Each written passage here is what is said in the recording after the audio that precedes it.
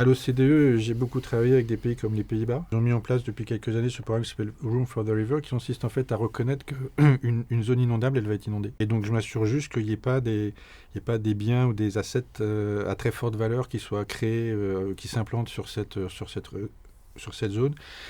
Et j'admets que si un agriculteur se met là, je l'informe qu'il ne sera pas protégé.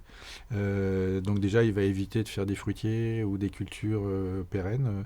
Il va accepter le risque de peut-être une année sur deux d'être inondé. Et il sera éventuellement compensé. Mais je pense que c'est vraiment un changement de paradigme, hein.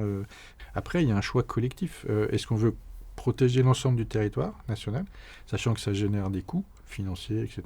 Ou est-ce qu'on admet qu'une partie du territoire va être sacrifiée, les populations qui habitent là vont être relocalisées, les exploitations agricoles qui étaient là vont